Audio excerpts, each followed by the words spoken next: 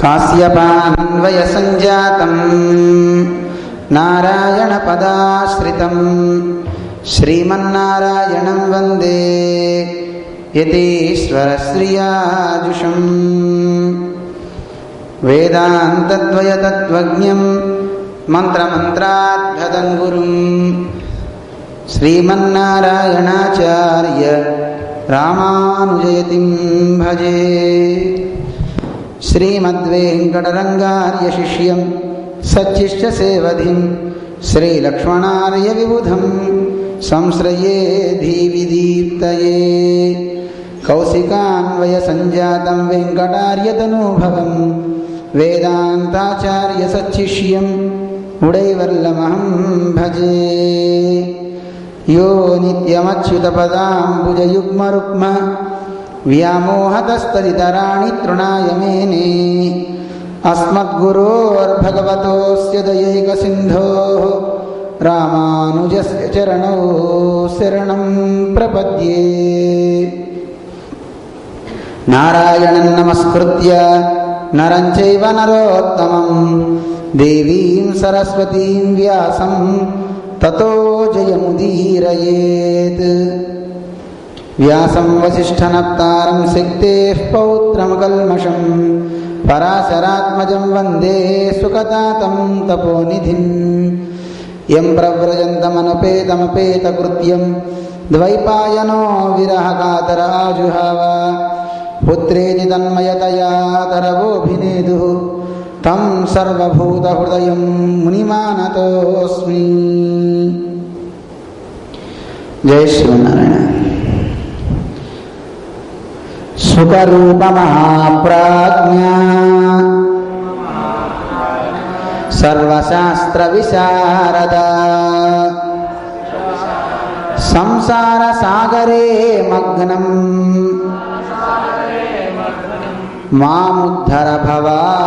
మాముద్ధర దయానిధే. సంసార సాగరే మగ్నం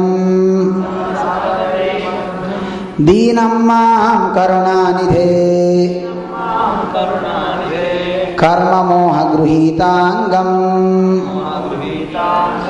మాముద్ధర భవార్ణవాత్. శ్రీమద్భాగవతాఖ్యోయం ప్రత్యక్ష కృష్ణ ఏవ హి స్వీకృతోసి మయా నాథ అత్యర్థం భవసాగరే. మనోరథం మదీయోయం సకలః సర్వదా త్వయా నిర్విఘ్నేనైవ కర్తవ్యో దాసోహం తవ కేశవ. ఓం అస్మద్గురుభ్యో నమః. ప్రియ భగవద్బంధువులారా, ఈరోజు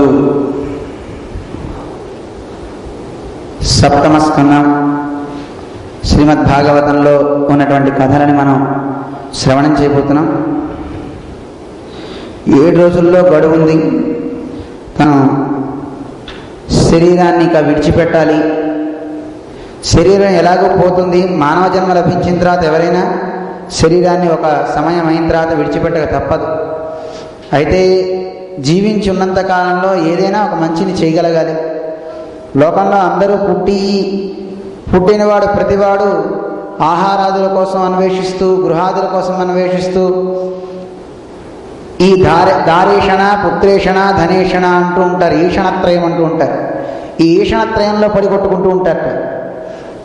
దారేషణ అంటే దార అంటే భార్య అని అర్థం. ఆ భార్య కోసం వెతుక్కుంటూ ఉండడమే చాలా కాలం సరిపోతుంది. అయ్యో పెళ్ళి అవ్వట్లేదండి, అమ్మాయి దొరికితే బాగుందని వెతుక్కుంటాట. ఆ డబ్బంతా చాలా వినియోగిస్తుంటాట. దారేషణ. పోనీ దార దొరికింది, మంచి భార్య. తర్వాత పుత్రేషణ, ఆ తర్వాత పుత్రుడు కావాలి అని దానికోసం వెంపర్లాడుతూ ఉంటాట. వాడి జీవనం అంతా దానికే సరిపోతుంది. ఇక తర్వాత పుత్రుడు లభించాడు, వాడిని పోషించడానికి కావాల్సిన ధనం.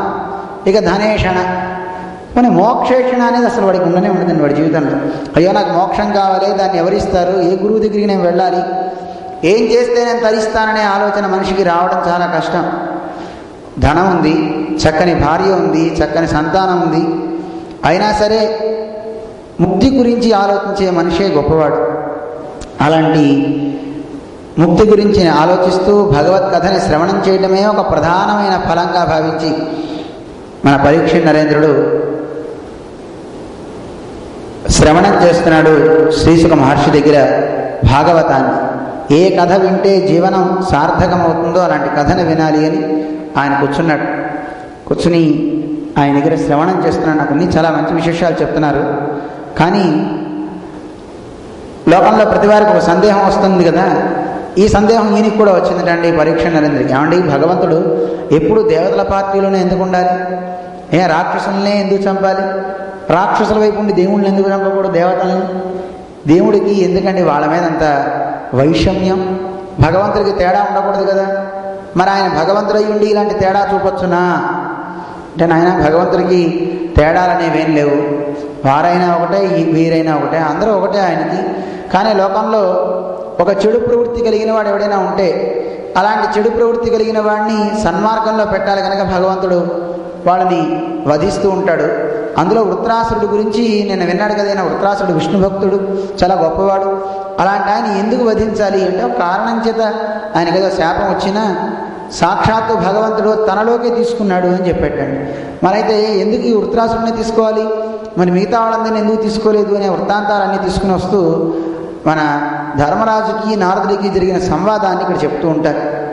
ఎందుకంటే చూడండి, పరమాత్మకి వైషమ్యం ఉండదండి, తేడా ఉండదు. వీడు నావాడు, వాడు పరాయి వాడనే తేడా ఉండనే ఉండదు.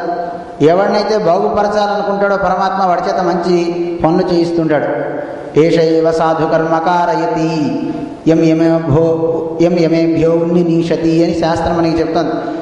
ఎవరన్నా ఉద్ధరించాలి అనుకుంటే వాడి చేత మంచి కార్యాలు చేస్తూ ఉంటాడు. వాడికి వెళ్ళి దేవుడికి దండం పెట్టేలా చేస్తుంటాడు.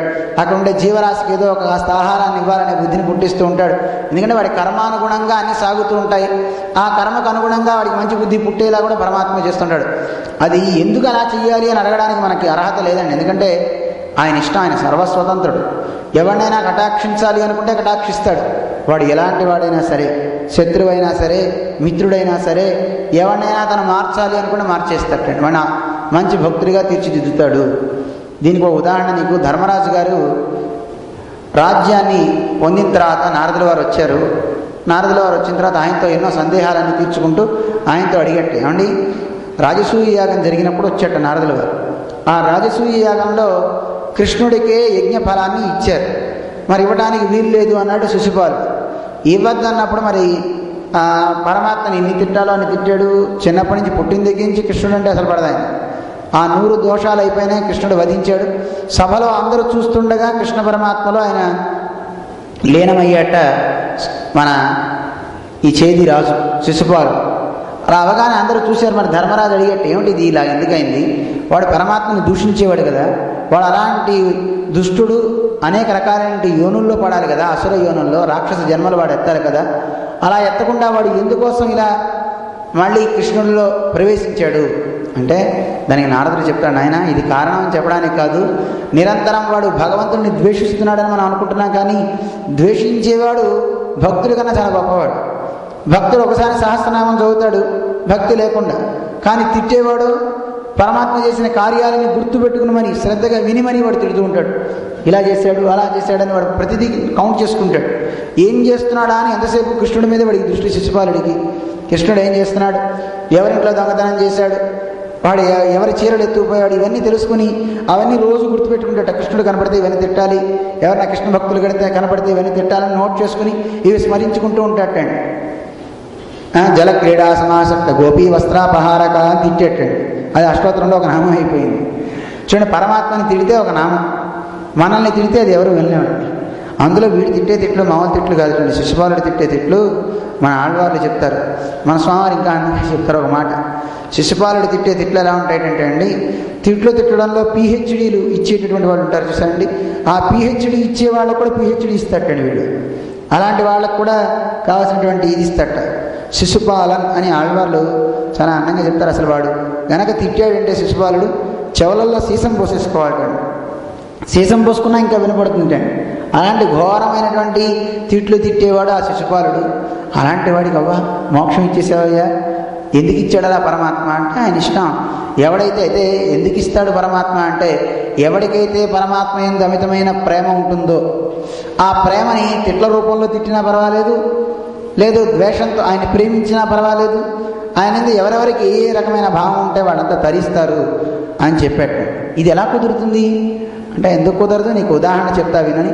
చాలా అందమైన మనకి తెలిసే ఒక ఉదాహరణని ఆయన చెప్తాడు. ఇప్పుడు చూడండి, ఒక కీటకం తుమ్మెద మనలాగా గుడ్లు, అదే మన జంతువులు మిగతా జంతువుల్లా గుడ్లు పెట్టదు.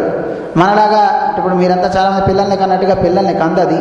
అది ఎలా పిల్లల్ని ఉద్భవిస్తుంది అంటే, ఒక చిన్న కీటకాన్ని తీసుకుని ఆ కీటకాన్ని దాన్ని తన కొండెంతో కొట్టి దాన్ని చంపినంత పనిచేసి దాని ఒక మట్టితో నిర్మించుకున్నటువంటి ఒక చిన్న, మన ఇళ్ళ దగ్గర చూస్తుంటాం గోడకి చూడండి, గోడకు అలా పెట్టేస్తుంది. దాని లోపల దాని నుంచి దాని చుట్టూ జుమ్మని నాదం చేస్తూ తిరుగుతుందంటండి. ఆ నాదం చేస్తూ తిరుగుతూ ఉంటే లోపల అది ఉండదు కానీ చనిపోదు. దాని ఊరికి కాట వేసిందంటే మూర్చపోయేలాగా. దానివల్ల దానికి ఈ భయం కలుగుతూ ఉంటుంది ఇది తిరుగుతూ ఉంటే. ఆ భయం చేత భయ సంరంభ యోగేన, ఆ భయం చేత ఇది శబ్దం చేస్తూ తిరుగుతూ ఉంటే ఆఖరికి ఇది కూడా తుమ్మిదిలా మారిపోయి బయటకు వచ్చేస్తుంటండి. అంటే భయయోగం చేత కీటకం తన స్వరూపాన్ని వదిలేసి ఏ కీటకమైతే తుమ్మిదైతే పెట్టిందో ఆ తుమ్మిది రూపాన్ని అది పొందుతుంది చూడండి. అలాగే భయం చేత అయినా కావచ్చు, ప్రేమ చేత అయినా కావచ్చు, ఎవడైనా పరమాత్మని కనుక భావిస్తే వాడు ఆ పరమాత్మని పొందుతాడు అని మనకి నారదుల వారు ఉపదేశిస్తాడు. అంటే ఎలా అయినా పరమాత్మను పొందొచ్చు అయ్యా, కామం చేత పొందొచ్చు, ద్వేషం చేత పొందొచ్చు, ఆయన్ని భక్తితో ఆరాధించిన వాడు పొందొచ్చు. అందుకే మా జీవర్ స్వామి ఎప్పుడు చెప్తూ ఉంటారు, ఒకవేళ మీకు పూజ చేయడం ఇష్టం లేకపోతే కావంటే తిట్టండి అంటారు. మనము తిడతాం అప్పుడప్పుడు దేవుణ్ణి, ఏమయ్యా నీ గుడి చుట్టూ తిరిగి నీకు చక్కెర పొంగల్లో దద్దోజనాలు ఇన్ని చేశాను, నాకు పని పాడు ఏం చేయలేదు, ఎందుకు నువ్వు ఈ గుళ్ళో ఉన్నావు అని తిడితే అట్ట మళ్ళీ వెంటనే చెంపలేసుకుంటాడట. స్వామి అంటారు చెంపలేసుకోకండి, తిడితే అదే దాని మీద స్టిక్ ఆన్ అయ్యి ఉండండి, తిట్టండి పర్వాలేదు, తిడితే ఎక్కడ మళ్ళీ ఏం చేస్తాడో అని మళ్ళీ చెంపలేసుకుంటాడండి మనం దేవుడి దగ్గర. అలా వేసుకోలేదు కనుక హిరణ్యకశిపుడు కానీ శిశుపాలుడు కానీ వీళ్ళంతా చక్కగా దేవుడి దగ్గరికి పోయారు. అందువల్ల ఎవరెవరు ఆయన దగ్గర కనీసం ప్రేమ అయినా సరే, ఒక భక్తితో అయినా సరే, లేదా ఒక భయం అయినా సరే, ఒక కామాన్నైనా సరే, ఏదో ఒక రకమైన భావాన్ని ఆయన దగ్గర పెట్టుకోవాలి. అలా పెట్టుకుంటే తరిస్తారు. ఎవరు తరించారంటే అలాగా అంటే చూపిస్తానని కొన్ని ప్రమాణాన్ని చెప్తాడు నారదుడు ధర్మరాజుకి. కామోత్కంఠత గోపికల్ భయమునం కంసుండు వైరక్రియా సామగ్రిన్ శిశుపాల ముఖ్య నృపతుల్ సంబంధులై వృష్ణులన్ ప్రేమన్ మీరలు భక్తినే మునిదే చక్రింగంటినట్లయినా. చాలా అందంగా చెప్తాడు. కామోత్కంఠత గోపికల్, కామం చేత గోపికలంతా కృష్ణుడే మాకు భర్త అని కృష్ణుడినే వరించారు. వాళ్ళు ఆయన పరమాత్మ అని వాడు భావించలే, ఈయన మాకు నాథుడు, ఈయనే మాకు భర్త, ఈయన వదిలిపెట్టి ఒక క్షణం కూడా మేము ఉండలేము. యుగాయుతం నిమేషేణ అంటూ మన వాళ్ళు చెప్తుంటారు. చక్షుషా ప్రావుడ్రాయితే అని మనకి చెప్తారు. ఒక నిమిషం కనుక పరమాత్మ విరహం కనుక అయిందంటే వాళ్ళ చక్షువు నుంచి అలా నీళ్లు గారిపోతుంటాయండి. ఒక క్షణం కూడా వాళ్ళకి సహించలేదు. ఆ క్షణమే వాళ్ళకి పెద్ద యుగమైపోతుంటండి. మనకి ఎన్ని యుగాలైనా ఒక క్షణంలానే ఉంటుంది. పరమాత్మ విరహాన్ని తట్టుకుంటాం మనం, కానీ ఆ గోపికలు ఒక క్షణం కూడా వాళ్ళు తట్టుకోలేరు. గోవింద విరహేణ, గోవిందుని యొక్క విరహాన్ని ఒక క్షణం కూడా తట్టుకోలేని మహాభక్తులు అన్నమాట వాళ్ళంతా. అలాంటి వాళ్ళు ఎంతసేపు కృష్ణుడిని కామించాలి. ఒక కామబుద్ధి చేత ఉన్నవాళ్ళైనప్పటికీ కూడా వాళ్ళంతా తరించారు. కామోత్కంఠత గోపికల్. మనకి కామం లోకంలో ఇతర విషయాల మీద ఉంటుంది, దానివల్ల మనం పతనం అవుతాం. కానీ దేని ఎందుకు కామబుద్ధి ఉండాలో దాని ఎందుకు కామం ఉంటే మనం తరిస్తాము అంటారు. ఎందుకంటే లోకంలో అన్ని సౌందర్యాల కంటే గొప్ప సౌందర్యం కదా పరమాత్మ. అన్నిటి మీద ఆకర్షణ కలిగించేవాడు మన్మధుడు. ఆ మన్మధుడి కంటే ఇంకా గొప్ప మన్మధుడు స్వామిట నారాయణుడు. అందుకే సాక్షాన్ మన్మథ అంటారు. మన్మధుడికే మన్మధుడు అండి.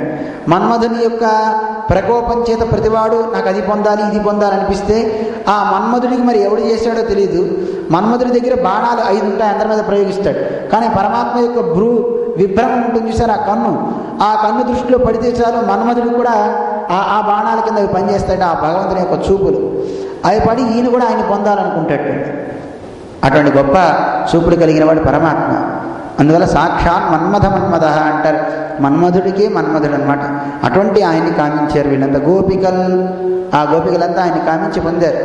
భయం చేత భయమునం కంసుండు, భయం చేత కంసుడు అనుక్షణం పరమాత్మే ఎక్కడ వాడొచ్చి చంపుతాడో చతుర్భుజుడు అంటున్నారు, కృష్ణుడు అంటున్నారని నిరంతరం ఆ భయం చేత వాడికి కృష్ణస్మరణ తప్ప ఇంకోటి లేదు. ఎప్పుడు కూడా వాడికి ఆ పరమాత్మ యొక్క చింతనే కంసుడికి. అందువల్ల భయం చేత భయం ఉన్నా చాలని మనిషి ధరిస్తాడు. మనకి భయం లేదు, భక్తి లేదు, ఏమీ లేదు. అప్పుడప్పుడు తిడుతూ ఉంటాను చూడండి, మరే నీకు కనీసం దేవుడి మీద భక్తి భయం అన్న ఉండాలరా, చక్కగా భయం లేదు నీకు భక్తి లేదంటూ ఉంటాం. అంటే వాడు ఏమన్నా పూజ చేయకపోతే శిక్షిస్తాడేమో అనే భయం ఉంటే వాడు ఏదో ఒకటి చేస్తాడు. కొంతమంది చూడండి భయంతో చేస్తూ ఉంటారు. ఇంట్లో నాన్నగారు కొడతారేమో అని చదువుతాడు వాడు పుస్తకం తీసి. నిజంగా చదివితే వాడు పాస్ అవుతాడు, మంచిగా ఉంటాడని వాడికి లేదు. నాన్న తంతాడేమో అనే భయంతో పుస్తకం తీసి చదువుతుంటాడు. కొంతమందికి ప్రేమతో వాడంతా వాడికి మంచిగా అందరికంటే గొప్పవాడిని అవ్వాలని వాడు చదువుకుంటాడు కొంతమంది. అందువల్ల భయం అన్నా ఉండాలి, కనీసం మనిషి తరించడానికి ప్రేమన్నా ఉండాలి. మంచిర్యాల దగ్గర 2006లో మేము ధనుర్మాసం చేసాం. 2006 ఆ సమయంలో ధనుర్మాసం చేసినప్పుడు వెంకటేశ్వర శరణాగతి దీక్షా కార్యక్రమాలన్నీ అందరికీ అన్ని చోట్ల ఇస్తున్నాం. ఇచ్చే సమయంలో 2007 అనుకుంటా. ఆ సమయంలో చుట్టుపక్కల గ్రామాల్లో ఉన్న భక్తులంతా కూడా తండాల్లో ఉన్నవాడు వచ్చారు. చిన్న పిల్లవాడు 6 ఏళ్ళు 7 ఏళ్ళు ఉంటే వాడు మాల వేసుకుంటే నాకు కూడా వేయమంటే వేసాను. దీక్షా స్వీకారం చేశాడు. అయితే వాళ్ళ ఇంట్లో వాడు తర్వాత రోజు వచ్చేసి ఎంత గొడవ చేశారంటే, తీసేయండి స్వామి.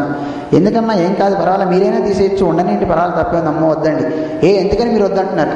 మా పిల్లవాడు మంచం ఎక్కిస్తున్నాడండి, మంచం మీద కూర్చుంటున్నాడు, సద్దన్నాలు తింటున్నాడు, మరి దీక్ష తీసుకుంటే ఇవన్నీ చేయకూడదు కదా, మా వాడికి తెలియదండి, వీడు అమాయకుడండి, మాకు భయం వేస్తుందండి, దేవుడు ఏమైనా చేస్తాడు. ఏం చేయడమ్మా, చక్కగా దేవుడు మంచివాడు రా తల్లి, దేవుడు అందరినీ శిక్షించాడు, అమ్మ మాకు వద్దండి, మాకు భయం అండి. పెద్దమ్మ తల్లి మళ్ళీ కళ్ళలోకి వచ్చి చెప్తుందండి. వాళ్ళు చూడండి ఎంత భయమో. ఆ భయం వల్ల చూడండి తప్పు చేయలేకపోతున్నారు. చూడండి మన వాళ్ళకి భయం ఉండదు, భక్తి ఉండదండి. ఏమైందిలే, సింగినాథ్ దేవుడు చూశాడా పెట్టాడా అని మాల వేసుకున్నా మంచం మీద కూర్చుంటాడో లేదా ఏం చేస్తాడో వాడికే తెలియాలి. కొంతమంది మాలలో ఉండే ఎన్ని తాగేవాడు ఉంటారని బయట చూస్తుంటాం చూడండి. నల్ల బట్టలు వేసుకుని దీక్షలు తీసుకునేవాళ్ళు చాలామంది చూస్తూ ఉంటాం. లోపల చాలా దీక్షలు పట్టేవాళ్ళు. పాపం దీక్ష చేద్దాం అనుకుంటాడు వాడు, అనుకుని పాపం 2 రోజులు కంట్రోల్ ఉంటాడు, 3వ రోజు కంట్రోల్ తప్పుతుంటాడు. కొంతమంది చాలా రోజులు 40 రోజులు చాలా కంట్రోల్గా ఉంటారు. అయిన తర్వాత 40 రోజులది 5 రోజుల్లో చేసిస్తారు మొత్తం. వాడు తాగాల్సినవి తినాల్సినవి అన్నీ 1 రోజులో అయిపోతాయి. దీక్ష తీసుకుని విడిచిపెట్టి అక్కడి నుంచి వచ్చే లోపల అయిపోతుంది వాడి పని.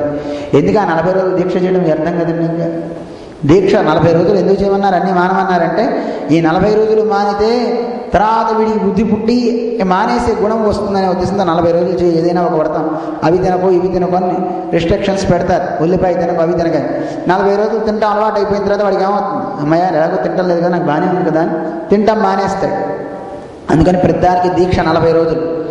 అష్టాక్షి జపం అండి 40 రోజులు చేశానండి అయిపోయిందండి అంటాడు వాడికి, అంతే అష్టాక్షి జపం ఇక క్లోజ్.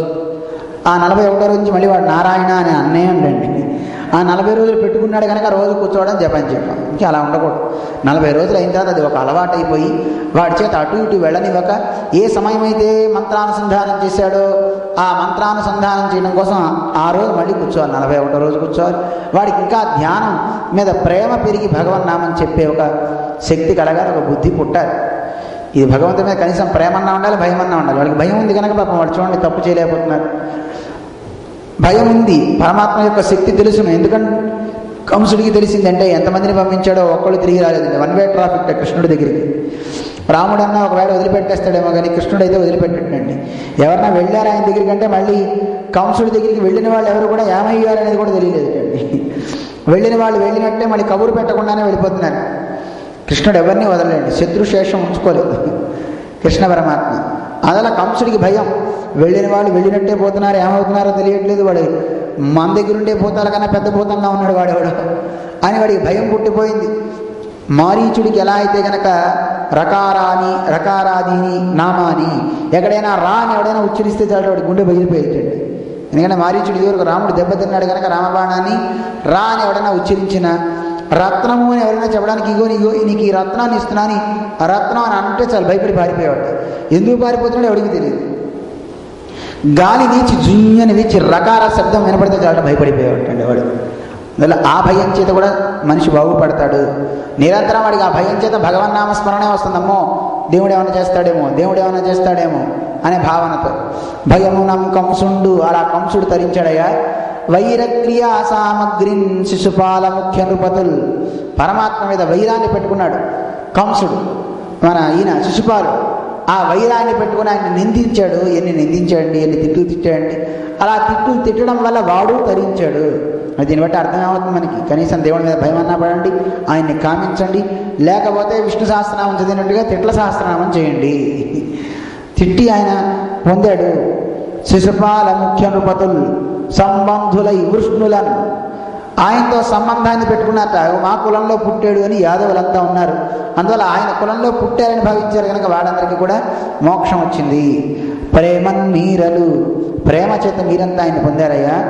భక్తినే మునిదే, భక్తి చేత మేమంతా తరిస్తున్నాం అని ఎన్నో ఉపదేశాలు చేస్తాడు. అందువల్ల ఎవడైనా సరే భగవంతుడిని హృదయంలో పెట్టుకుని ఉద్దామ ధ్యాన గరిష్ఠుడై హరిచందవత్ సుంధాత్రీశ్వర, ఓ ధర్మరాజా, ఎవడైతే పరమాత్మని మనస్సులో పెట్టుకుంటాడో అలాంటి వాడు ఆ పరమాత్మను చక్కగా పొందగలుగుతాడు. అంటే ఈ పనులన్నీ చేసేవాడు ఆ పరమాత్మని ఎప్పుడు మనస్సులో పెట్టుకునే చేస్తాడు. అందుకే నాస్తికుడికి కలిసి వచ్చేంతగా ఆస్తికుడికి కలిసి రావట్లేదు. ఎందుకంటే ఆస్తికుడుగా భగవంతుడిని అంగీకరించిన వాడు ఎప్పుడు భగవన్నామం చేయట్లేదు. నేను దేవుడు నా దగ్గర ఉన్నాడనే భావనే వాడికి ఉండదు, గుడికి రావడమే తక్కువ. నాస్తికుడైతే ఎంతసేపు గుళ్ళో కార్యక్రమాలు చేసుకుంటాడు, గుళ్ళో దేవుడిని తిడుతూ ఉంటాడు. నిరంతరం వాడు తిట్టాలంటే దైవస్మరణ అవసరమా కాదా చెప్పండి? కృష్ణుడు ఉన్నట్ట, ఏమిటి ఆ కృష్ణుడు అని 3 సార్లు అంటాడు, హరిట హరి అని 4 సార్లు అంటాడు. అసలు ఎవడు గొప్పవాడండి? ఎక్కువ వాడే దేవనామస్మరణ చేస్తున్నాడు మన వాళ్ళకన్నా. అయితే వీటన్నిటిలోకి ప్రేమతో ఆయన నామం చెప్పడమే చాలా గొప్పది అంటారు. అటువంటి గొప్పదయా ఇది అని విషయాన్ని చెప్తాడు.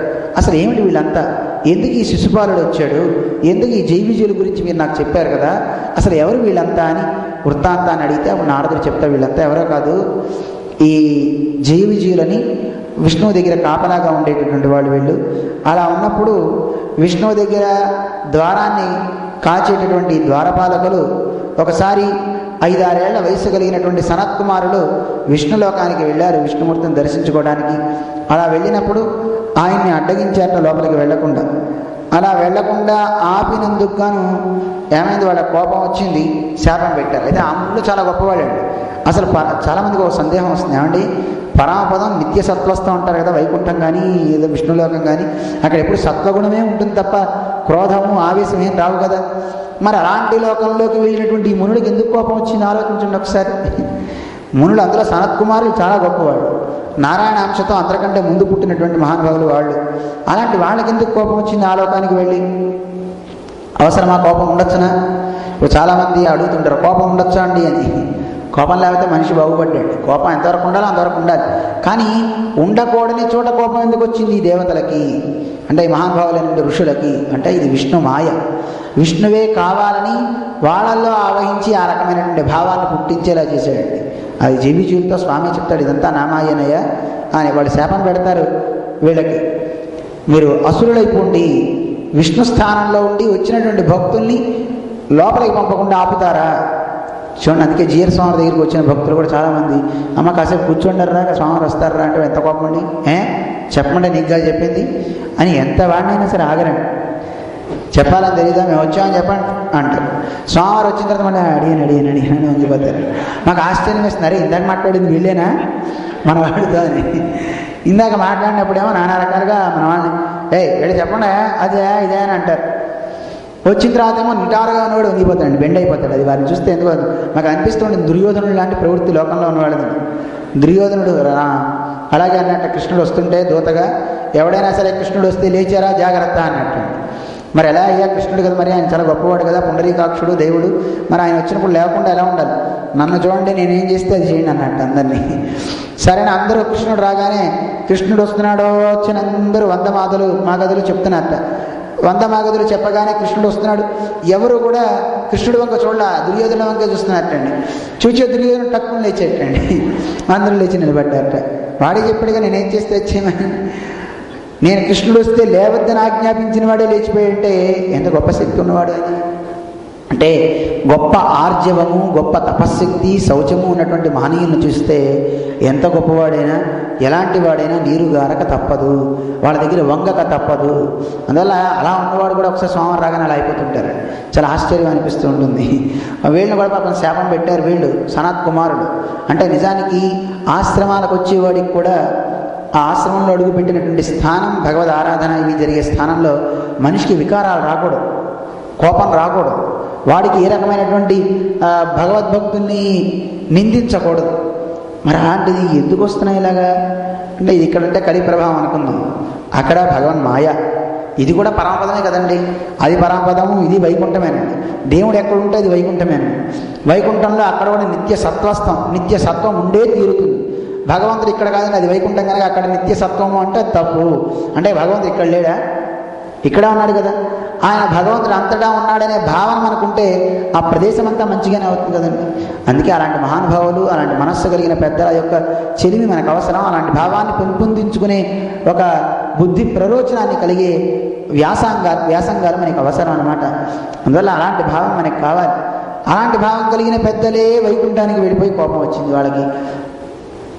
కలిగితే వాళ్ళ పాపం ఏం చేయాలో తోచగా దిగులుతో ఉన్నారు జైవీజులు. వెంటనే ఆయన చెప్పాట, ఏం పర్వాలేదయ్యా, మీకు 3 జన్మల్లో రాక్షసులుగా మీరు వెళ్తారు, వెళ్ళేసి మళ్ళీ తొందరగా మీరు వచ్చేస్తారు అని చెప్పారు. వాళ్ళే మనకి కృతయుగంలో మనకి హిరణ్యకశిపులుగా వాళ్ళు వచ్చారు. అలాగే త్రేతాయుగంలో రావణ కుంభకర్ణులుగా వచ్చారని చెప్తూ, అలాగే ఇప్పుడు మనం ఉన్న యుగంలో మీ పినతల్లి యొక్క కుమారుడు శిశుపాలుడు, అలాగే దంతవక్త్రుడు అని వాళ్ళిద్దరూ ఇలా రావడానికి గల కారణం ఇది అని చెప్పేటండి. అయితే వెంటనే నేను అడిగేటైతే నాకు ఒకసారి ఆ విషయాన్ని చెప్పవా, అసలు ఈ హిరణ్యాక్షుడి గురించి ఇదివరకు నాకు చెప్పారు కదా అని శ్రీశుకుడిని అడుగుతున్నట్టు ఆయన ఆ వృత్తాంతాన్ని చెప్తాడు. ఇప్పుడు శ్రీశుకుడు ఎలా జరిగింది, అసలు హిరణ్యాక్షుడు హిరణ్యకశిపుడు ఎవరు, అసలు ఏం జరిగింది వాళ్ళంతా అని అడిగితే అప్పుడు విషయాన్ని చెప్పడం ఆరంభిస్తాడు. మనం గతంలో చెప్పుకున్నాం, మనం 2-3 రోజుల క్రితం హిరణ్యాక్ష వధ చెప్పుకున్నాం. భూమిని భగవంతుడు ఉద్ధరించేటప్పుడు హిరణ్యాక్షుడు రావడం, హిరణ్యాక్షుడు వచ్చిన తర్వాత వాడిని సంహరించడం స్వామి, అది అంతవరకు మనం చెప్పుకున్నాం. అక్కడి నుంచి మళ్ళీ ఈ విషయాన్ని మళ్ళీ మొత్తం కథంతా చెప్తూ ఉంటారు, మనకి అక్కడి నుంచి అవసరం లేదు. అయిన తర్వాత ఈ హిరణ్యాక్షుడు తన కుటుంబంలో ఉన్న వాళ్ళంతా కూడా తన తల్లి భార్య అందరూ విలపిస్తూ ఉంటారు. అందరూ అయ్యో మరిది చనిపోయాడని, కుమారుడు చనిపోయారని అందరూ ఏడుస్తుంటే హిరణ్యకశిపుడు ఎంత వేదాంతం చెప్తాడండి, చాలా వేదాంతాన్ని చక్కగా చెప్తాడు. ఆత్మ నశించదు, ఆత్మ చావదు, ఆత్మ ఎవరు తడపలేరు, ఎండగొట్టలేరని చెప్పినట్టుగా మొత్తం తత్వాన్ని ఆత్మ గురించి చాలా చక్కగా చెప్తాడు. చెప్పి లోకంలో మరణం అనేది జీవుడికి ఉండదు, పోయింది వాడు వదిలింది శరీరాన్ని, కానీ వాడికి ఇప్పుడు చావు అనేది ఉండదు, ఎందుకు మీరు బాధపడతారు అని వాళ్ళ శోకాన్ని మాన్పించడం కోసం ఎన్నో కథలు చెప్తాడు. కథలు చెప్తూ చాలా వాళ్ళల్లో మార్పు కలగడానికి కావాల్సినటువంటి ప్రరోచనాన్ని కలిగిస్తాడనమాట ఈయన. ఉసీర క్షేత్రం అనే క్షేత్రంలో సుయజ్ఞుడు అనే వాడి కథ చెప్తాడు. ఆ సుయజ్ఞుడు వాడు చనిపోయినప్పుడు వాళ్ళ భార్యలంతా కలిసి బోరుని ఏడుస్తూ గుండెలు కొట్టేసుకొని ఆఖరికి వాడిని సాయంకాలంలో వాడిని దహనాది కార్యక్రమాలు చేయాలన్నా తీసుకువెళ్ళలేకుండా ఏడుస్తుంటారు, ఈయన లేకపోతే మేము బతకము అని. అవతల పక్క పిల్లలున్నా వాళ్ళని చూడరు. అసలు ఇలా ఉన్నప్పుడు యముడికి ఆశ్చర్యం కలిగిందంటే, ఎవరిని వీళ్ళు ఇలా తయారయ్యారే అని. యముడు ఒక బాలుడు రూపంలో అక్కడికి వచ్చి వాళ్ళకు ఉపదేశం చేస్తాడు, ఆత్మ వివేకాన్ని వాళ్ళకి కలిగిస్తూ చెప్తాడు. ఆ చెప్పిన వృత్తాంతాన్ని చెప్తాడు హిరణ్యకశిపుడు. నాకు అనిపిస్తుంది, ఇంత వేదాంతి కదా వీడికేం మాయ రోగం, హరిని మీద ఇంత దౌష్ట్యంగా అంత వైరాన్ని పెట్టుకోవాల్సిన అవసరం ఏమిటి అనిపిస్తుండదని. అంటే ఆ ముని యొక్క శాపం అలా ఫలించింది అనిపిస్తూ ఉంటుంది మాకు. అందువల్ల ఇంత వేదాంతం చెప్పి పోయిన వాడి గురించి చింతించాల్సిన అవసరం మనకి లేదు అని చెప్పి ఇతను వేదాంతాన్ని చెప్తూ ఆ సుయజ్ఞుడు గురి దగ్గరికి వచ్చినప్పుడు యముడు చెప్పిన నీతి చెప్తాడు.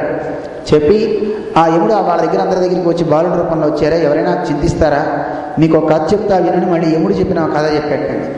ఒక అరణ్యంలో ఒక వేటగాడు ఒక మగపక్షిని ఆడపక్షిని కొట్టేటండి. ఆడపక్షిని పట్టేసుకుని వెళ్తున్నాడు. ఈ లోపల మగపక్షి చూసిందట దాని భర్త. ఆ పక్షి చూసి అయ్యయ్యో పాపం నా భార్యను తీసుకెళ్ళిపోతున్నాడే, నా భార్య లేకపోతే నేనేం చేయగలను, నేను ఎలా ఉండగలను అని ఏడుస్తూ, మరి నాకు ఇప్పుడే రెక్కలు రాని పిల్లలు ఉన్నాయి, వాటన్నిటికీ ఆహారాన్ని తెచ్చిపెట్టేది ఎవరు? ఇప్పుడు పిల్లలకి జడలు వేయాలన్నా భోజనం పెట్టాలన్నా అంతా ఆడవాళ్ళే కదండి. మన మగవాడు వాడేం చేస్తాడు? అందుకని ఇక్కడ మగపక్షి చెప్తుందట, ఈ పిల్లలకు ఆహారం పెట్టేది ఎవరు? దానికి మాటలు రావే, ఎక్కడికి ఎగిరి వాటి ఆహారాన్ని అవి తెచ్చుకోలేవే, ఎలా అని చింతిస్తూ ఈ వేటగాడు ఎటు వెళ్తుంటే అటువైపు వెళ్తూ అదే ఆలోచిస్తూ ఉంటే వేటగాడు చూసి ఆ పక్షిని కూడా కొట్టాడమ్మా, దాని ప్రాణాలు కూడా పోతాయని దానికి తెలియదు అని ఈ కథని చెప్తూ యముడు చెప్పాట, చూడు మీ భర్త దగ్గర మీరుండి ఏడుస్తున్నారు, రేపు పొద్దున్న వీడు బతికున్నా రేపు మీరు పోరని గ్యారెంటీ ఏమిటి? మీరు పోరా? మీరు వెళ్ళవలసిందే, ఈ లోకంలోకి ఎవడొచ్చినా వాడు శరీరాన్ని వదలవలసిందే కొంతకాలం అయ్యాక అని తత్వాన్ని ఉపదేశించి ఆ యముడు అదృశ్యం అవుతాడు. వాళ్ళు మళ్ళీ వాళ్ళ కార్యాలు వాళ్ళు చేసుకుంటారని ఉపదేశిస్తాడు. ఆ ఉపదేశాన్ని విన్నవాళ్ళు చాలా ఆనందపడిపోతారు.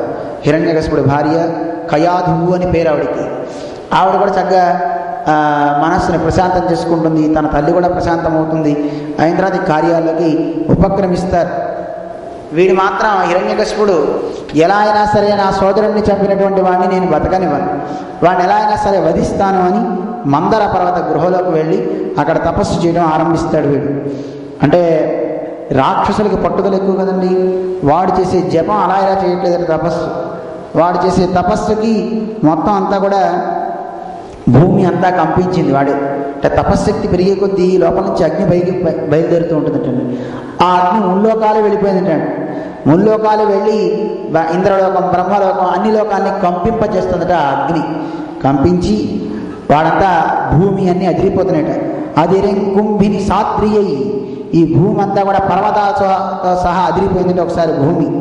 కలిగనేడంభో నిధులు, ఆ సముద్రాలన్నీ కూడా ఒకసారి ఎగిరిపోయినాయట పైకి, ఒకసారి కూడా అల్లకల్లోలం అయిపోయినాయి సముద్రాలన్నీ కూడాను.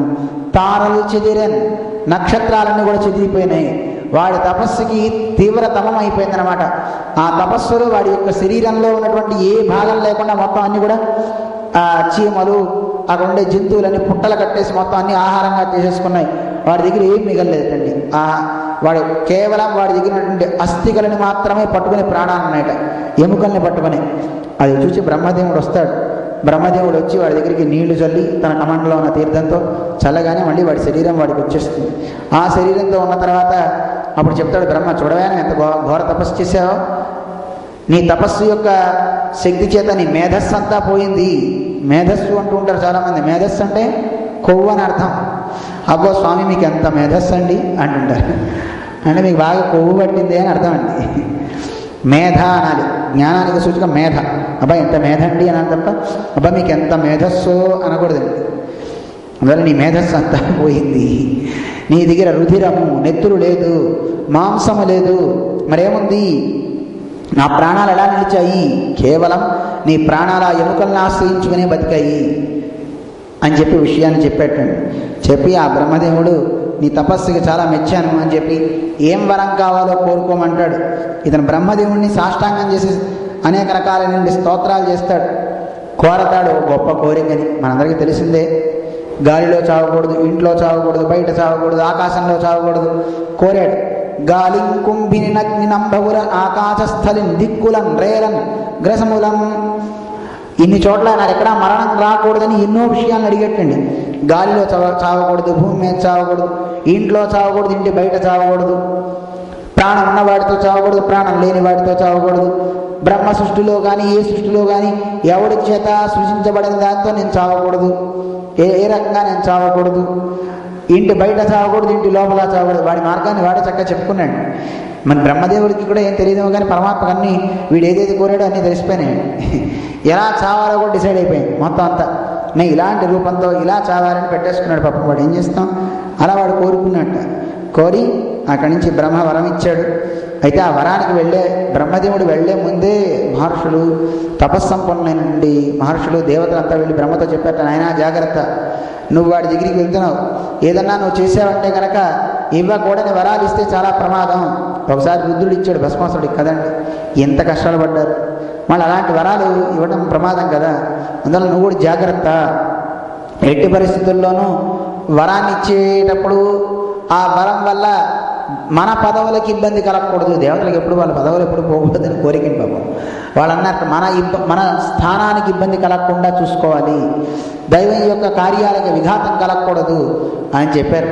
అయినా సరే బ్రహ్మదేవుడు పాపం మరి స్తోత్రం చేసేసరికి ఏం చేస్తాడండి, ఎవడన్నా పొగిడితే ఎవడు ఆగట్టాడు. ఆ పొగడతకి పాపం లొంగిపోయి బ్రహ్మదేవుడు కూడా పాపం వాడి స్తోత్రానికి వశుడైపోయి వాడికి వరాలు ఇచ్చేసాడు. ఆ వరాలు చూసిన తర్వాత వర గర్వంతో వెంటనే ఇంద్రలోకానికి వెళ్ళాడు, ఇంద్రుణ్ణి జయించాడు, ఆ దేవతలందరినీ సర్వెంట్లుగా పెట్టేసుకున్నాడు. ఇంద్రలోకాన్ని ఒక స్థానంగా చేసుకుని, ఒక కేంద్రంగా చేసుకుని అక్కడి నుంచి పరిపాలన సాగిస్తున్నాడు. వాడి దగ్గర సకల దేవతలు ఊడిగం చేశారటండి. రావణాసుడి దగ్గర ఎలా అయితే కనుక అందరూ ఊడిగం చేశారో అలా వీడి దగ్గర కూడా ఊడిగం. మరి వీడే అందరికీ గైడ్ లైన్ అనమాట, అందరికీ అంటే వీడే అందరికీ ఒక మోడల్. అందువల్ల వీడు దేవతలందరినీ ఊడిగం చేయించుకుంటున్నారు. ఎన్ని రూపాల్లో ఆ దేవలోకంలో అందరితో ఆనందాన్ని అనుభవిస్తున్నా వీడికి అసలు ఏం తృప్తి కలగట్లేదుటండి. చక్కగా ఆనందంతో ఉన్నాడు వీడు. ఋతువులన్నీ కూడా మరీ ఎండాకాలం ఒకేసారి రాకూడదు. ఆ ఎండ వల్ల ఎవరికి ఇబ్బంది కలగకూడదు. ఎంత ఎండ అయినా ఉండొచ్చు, కానీ ఎండ వల్ల వడదెబ్బ పెరిగి తగలకూడదు. ఎంత వర్షం కావాలో అంత వర్షం, ఎంత గాలి కావాలో అంత గాలి. అగ్ని మీద వంట పెట్టిన వాడు గ్యాస్ కట్టేయడం అనేది లేదండి. అన్నం ఉడికిన తర్వాత దాని అందరిదే చల్లారాలి. చల్లారలేదా అదే దాని అందరిదే అగ్ని చల్లారాలి. అలా చల్లారకుండా అన్నం మాడిన, పోపు మాడిన అగ్నిదేవుడు గారి వీపు సంగతి అంతే సంగతి అండి. చూడండి ఎంత కష్టం అంటే పాపం. అగ్నిదేవుడు ఒక పక్క అట్ని పైనుంచి వచ్చి చూసుకోవాలి, కింద నుంచి ఉండాలి, కాస్త సెగ చూసుకోవాలి. అలానే అసలు వేగకపోయినా కష్టమే, బాగా వేగిపోయినా మాడిపోయినా కష్టమే. అందువల్ల ఎంత వేగాలో అంత వేగాలి. వాళ్ళేమి రెగ్యులేటర్స్ పెట్టుకోలేదండి. రెగ్యులేటర్ ఆయనకి, రిమోట్ ఆయనకి ఇచ్చేట అగ్నిదేవుడికి. ఇక నీకే ఇస్తున్నా చూసుకో, ఎంత పడాలో ఎంత చేయాలో నువ్వే వండు, అన్నంలో రుచి సవ్యంగా లేదా నీ పని చెప్తా. ఎంత కష్టం అండి. భూమి కూడా అండి ఏ గింజలు వేయకుండా అన్ని ఔషధి మొక్కలు, అన్ని ఫలాలని ఇచ్చేటువంటి వృక్షాలన్నీ మొలిచిపోతున్నాయి. వాటంతా వృక్షాలు అంటే రావణాసుడి యొక్క అంటే వీడి యొక్క హిరణ్యకశిపుని యొక్క ప్రభావం చేత లోకంలో అన్నీ కూడా సకాలంలో కాకుండా అకాలంలోనే అన్నీ వస్తున్నాయి. కాలం కాని కాలంలో ఇప్పుడు చూడండి, మామిడికాయ వేసవికాలంలోనే మనకి రావాలి, కానీ మామిడికాయలు ఎప్పుడు దొరకాలి, అక్కడ అదే నియమం. అలా అందరూ దేవతలంతా ఊడిగం చేస్తున్నారు, ప్రతి వాళ్ళు కూడాను. ఆఖరికి నారదుడు చెప్తున్నాడు, నేను కూడా వెళ్ళానయ్యా, ఆయన దగ్గర సేవలు చేశాను. మహర్షులంతా కలిసి హిరణ్యకశిపుడు చెప్పాట, దేవతలకి శక్తి తగ్గిపోవాలి, విష్ణువుకి శక్తి తగ్గాలంటే ఒకటే మనం చేయవలసిన పని, ఎక్కడ వేదాధ్యయనం జరుగుతుందో, ఎక్కడ హోమాలు జరుగుతుంటాయో, భగవంతుడి గురించి స్తుతి చేసే పెద్దలు ఎక్కడైతే వైష్ణవాగ్రేసులు ఉన్నారో వాళ్ళందరినీ తుదముట్టించండి, వాళ్ళందరినీ హింసించండి అని చెప్పాట. హిరణ్యకశిపుడు అందరినీ హింసిస్తున్నారు. వీళ్ళంతా రాక్షసులు. ఆ రాక్షసులు పెట్టే బాధలు తాళలేక మహర్షులైన వాళ్ళంతా కూడా భగవంతుడిని శరణు వచ్చారట. వెంటనే పరమాత్మ చెప్పాడు, మీరేం బాధపడకండి అని ఒక అశరీర వాణితో అక్కడికి మాట వినపడింది. ఎవరైతే గనక సాధువులను, వేదాలను హింసిస్తారో, అంటే భక్తులను హింసిస్తారో, అలాంటి వాడికి చావు తొందరలోనే ఉంటుంది అని. శుద్ధ సాధులందు సురలందు శృతులందు, సురలు అంటే దేవతలు, వాళ్ళయందు, అలాగే శుద్ధ సాధులందు, పరమాత్మ తప్ప వేరే రక్షకుడు లేడనుకున్న మహనీయుల యందు, శృతులందు వేదాల యందు ఎవడైతే కనుక అపవ్యాఖ్యానం చేసి వేదాన్ని లేదని చెప్పి దాన్ని తిడతాడో, వేదాన్ని విశ్వసించాడో, అలాగే దేవతలను ఎవరైతే తిడతారో, హింసిస్తారో, భక్తుల్ని ఎవడైతే హింసిస్తాడో, హింసించడం అలాగే మీకు చెప్పాం, కొడితేనే హింస కాదండి, మానసికంగా తిట్టిన, అలాగే శరీరంతో కొట్టిన, లేదు నోటితో కేకలు పెట్టిన, ఏ రకంగా వాడిని దూషించినా అలాంటి వాళ్ళకి ఏమవుతుందో చెప్తున్నారు.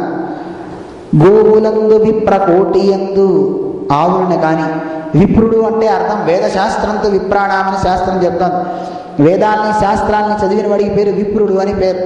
అలాంటి విప్రులను ధర్మ పదవి ఎందు తగిలిన ఎందు, అంటే ఎవడైతే కనుక నా యందు అంటే పరమాత్మని కూడా ఎవడైతే విమర్శిస్తాడో వాడు ఈ లోకంలో తొందరలో హింసని పొందుతాడు, వాడు ఎక్కువ కాలం జీవించడు అని తాత్పర్యం చెప్పేస్తున్నారు అన్నమాట.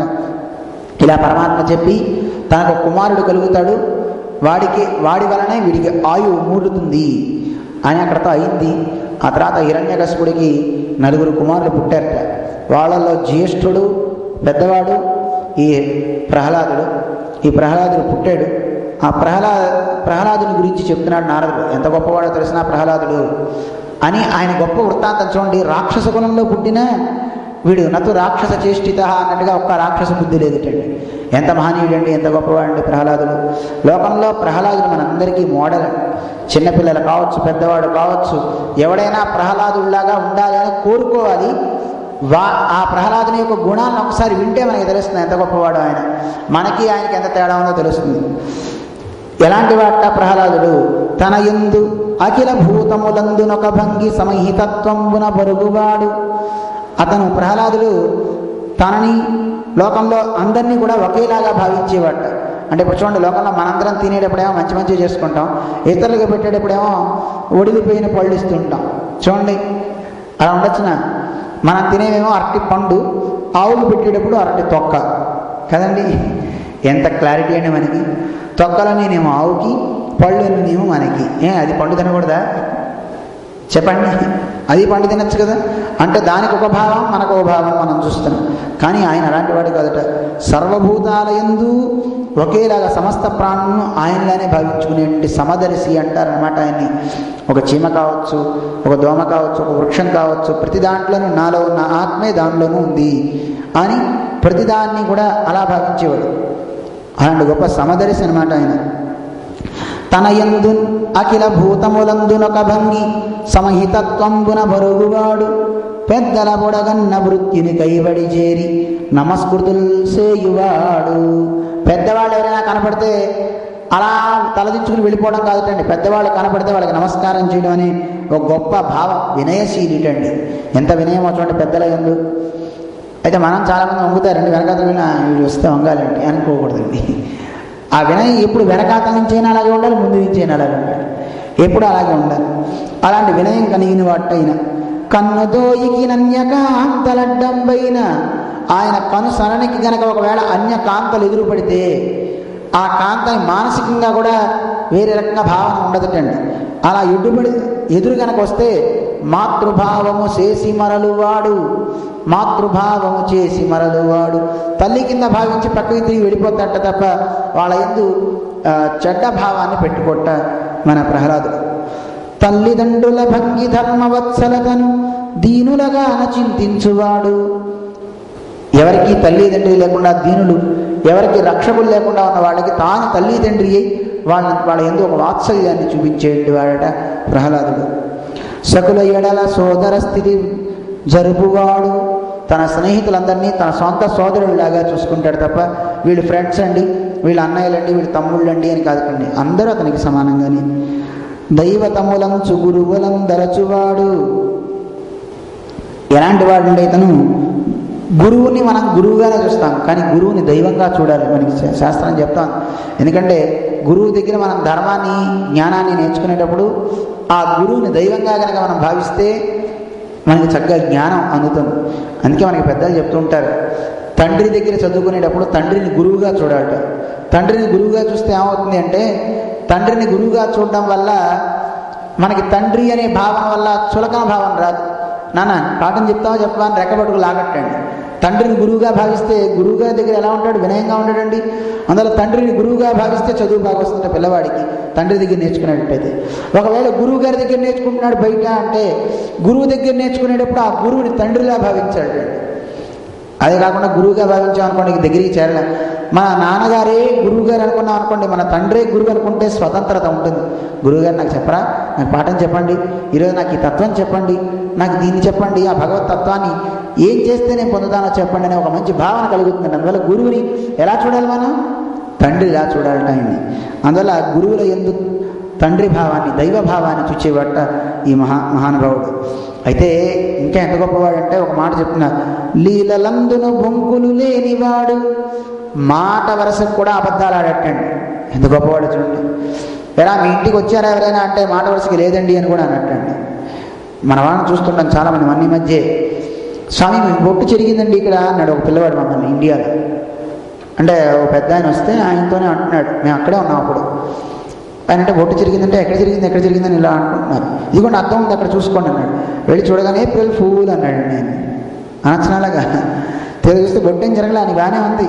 కానీ పెద్దవాళ్ళని ఒక వెక్కిరించాలనే దృష్టితో అప్పుడప్పుడు అబద్ధాలు చెప్తాం. ఊరికినే చెప్పానండి అంటుంటారు చూడండి.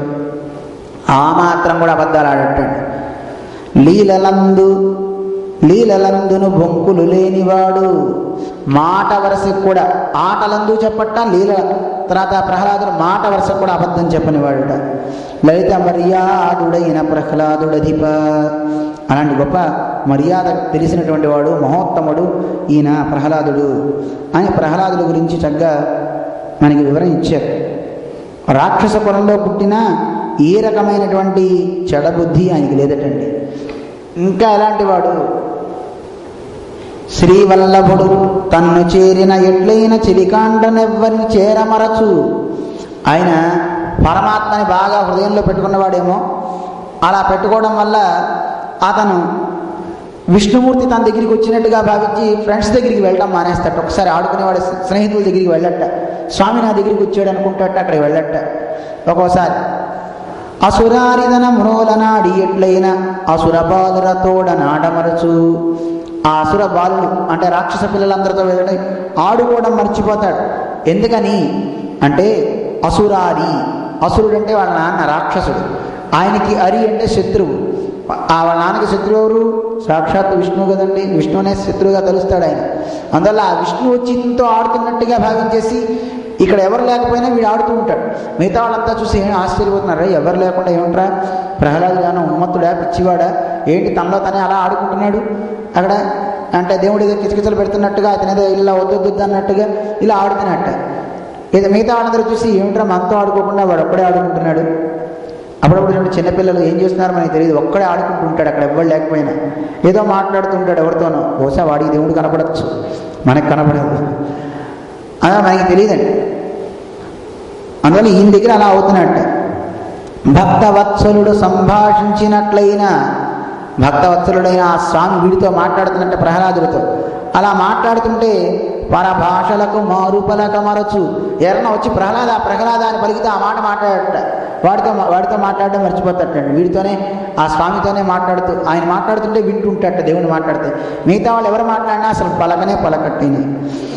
సురవంతి తనలోన చూచిన ఎట్లయిన చొక్కి సమస్తంబు చూడమరచు. దేవుంట ప్రహ్లాదుడి వంక అలాగే చూస్తూ ఉంటే ఆ స్వామినే చూస్తూ మిగతా ఏ దృశ్యం ముందు వెళ్తూ ఎవడైనా ఇలా అన్నా అసలు చూడటాడు, అదేం కనపడదట ఇతనికి, ఆ స్వామి కనపడుతుంటాడు. ఎంత గొప్పవాడండి ప్రహ్లాదుడు.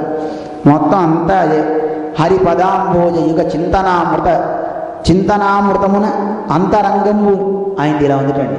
నిరంతరం కూడా ఆ హరి చింతన, విష్ణుమూర్తి యొక్క చింతనే ఆయన మనస్సంతా నిండిపోయిందిటండి. ఎలా ఉన్నాడు ఈయన? తాగేటప్పుడైనా, తినేటప్పుడైనా, నిద్రాదులైందైనా ఏ పని చేస్తున్నా హరిస్మరణ తప్ప ఇంకోట్లేదుటండి.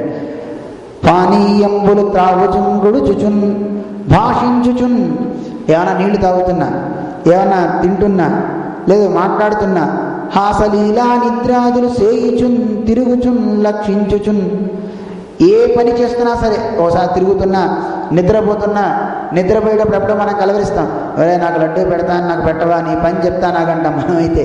కానీ ఈయన ఆ చింతన లేదుటండి.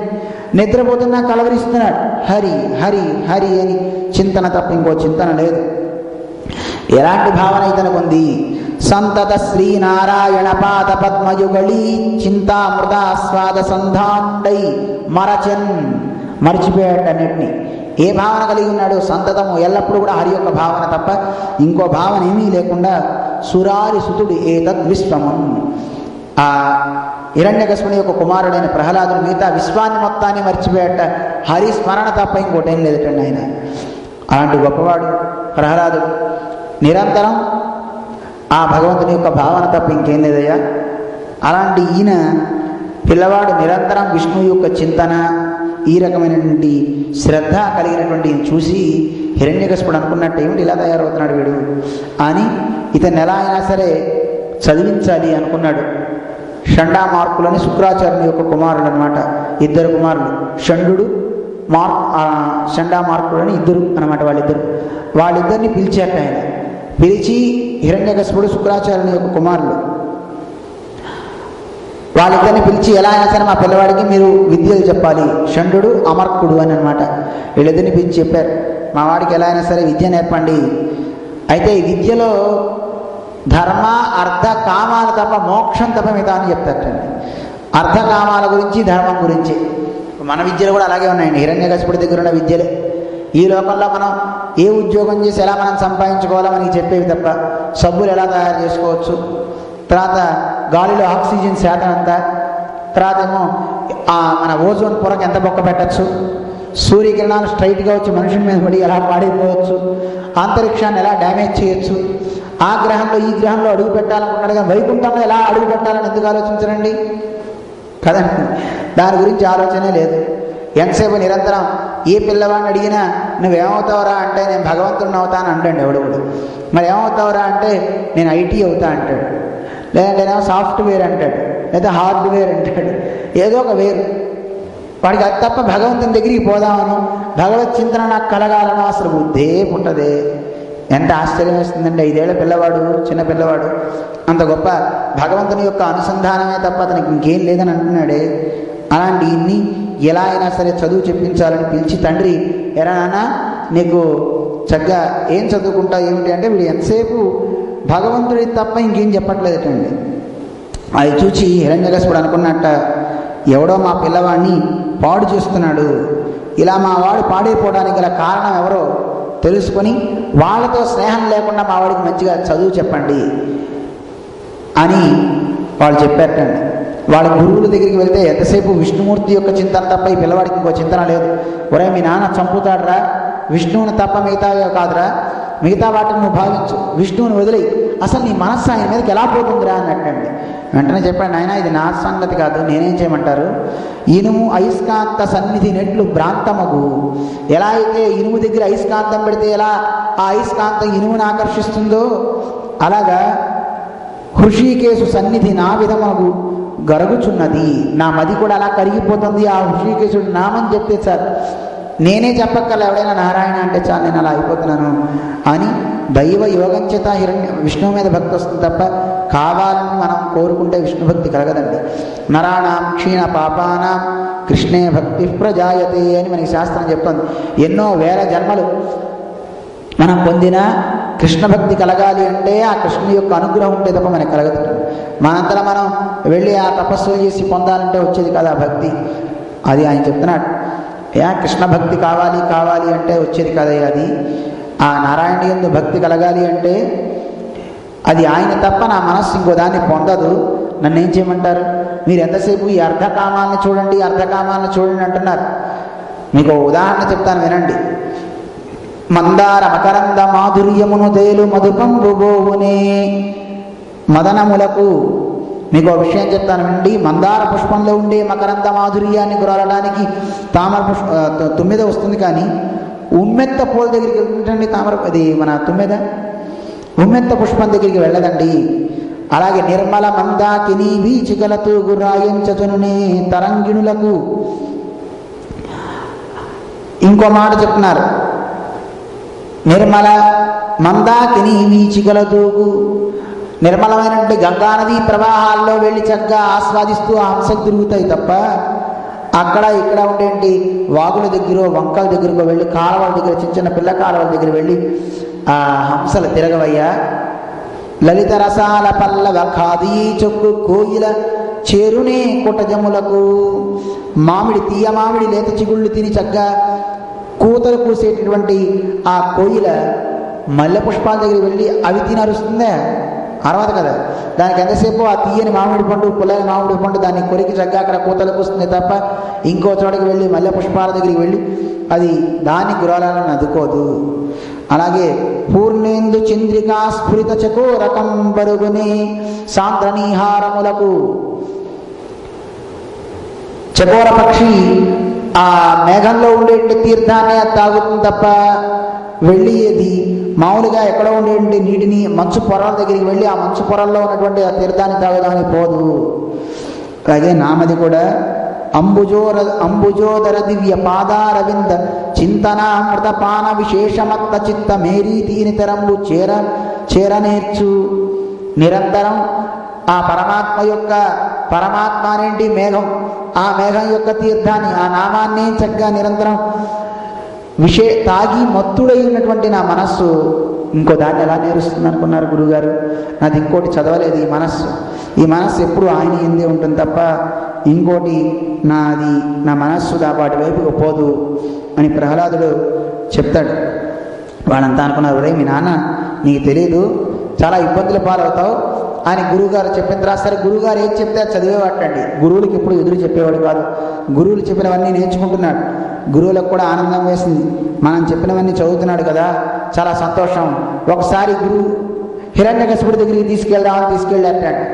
తీసుకెళ్ళి, ఇదిగో అబ్బాయి స్వామి రాజా మీ వాడిని చక్కగా తయారు చేశాం అంటే అడిగారట హిరణ్యకశిపుడు, ఎలా ఏం చదివారా, ఏం చెప్పారు గురువు గారు?